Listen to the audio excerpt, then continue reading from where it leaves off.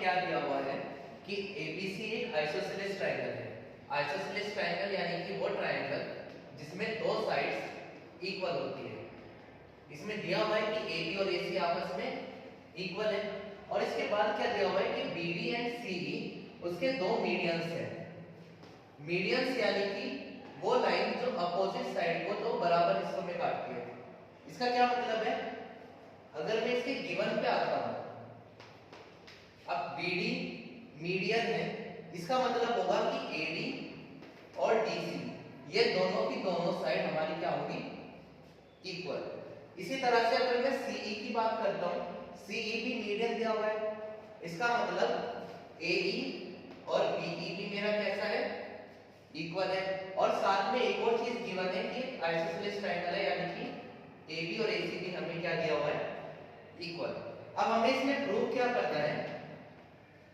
हमें प्रूव करना है कि BD और CE मेरा इक्वल होगा, यानी कि ये वाला और ये वाली साइड मेरी क्या होगी? इक्वल होगी। हमें क्या करना है? प्रूव करना है। हम इसके सॉल्यूशन पे आते हैं। सॉल्यूशन पे आने से पहले AB और AC इक्वल है और हमें दिया हुआ है कि AE BE के इक्वल है, AD DC के इक्वल है।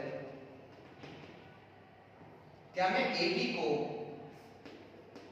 AE प्लस EB लिख सकता हूं? इसी तरह मैं AC को AD प्लस BC लिख सकता हूं, कोई दिक्कत नहीं। और हमें जो गिवन है उसके अकॉर्डिंग AE प्लस EB को मैं AE के इक्वल लिख सकता हूं और AD में DC को भी मैं AD के इक्वल लिख सकता हूं क्योंकि ये गिवन है। साथ में AE प्लस AE 2AE और AD प्लस AD 2AD, तो यहां से मैं AE और AD को भी क्या लिख सकता हूं? आपस में इक्वल। नाउ अब हम देखते हैं in triangle ABD and triangle AEC। एक तो मैंने देखा ट्रायंगल ABD और दूसरा जो ट्रायंगल है मेरा वो है ACE। ध्यान से देखो कौन से ट्रायंगल्स की मैं बात कर रहा हूं। एक तो ये वाला और एक ये वाला, एक ये वाला ट्रायंगल और एक इस वाले ट्रायंगल में पहली चीज AB और AC हमें इक्वल दिया हुआ है, ये तो हमें गिवन है। AD और AE ये हमने अभी अभी प्रूव किया है, तो यहाँ पर ध्यान से समझो AD और AE हमें इक्वल दिया हुआ है, तो AD और AE हमने अभी प्रूव किया है, इसको मैं लिख सकता हूँ प्रूव्ड अबव। अब जो तीसरी चीज है उसके लिए हमेशा आपसे मेहनत कराएगा, ये मैंने पहले भी बताया था। तीसरी चीज के लिए ध्यान से देखो, इस वाले ट्रायंगल में और इस वाले ट्रायंगल में एक चीज दोनों में आ रही है, ये वाला angle which is angle BAC।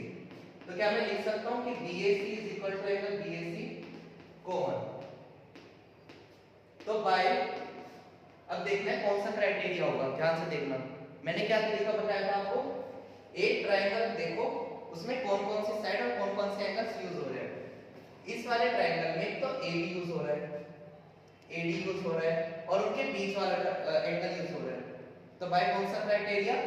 Side angle side. तो बाय कौन सा क्राइटेरिया आ गया हमारे पास? Side angle side.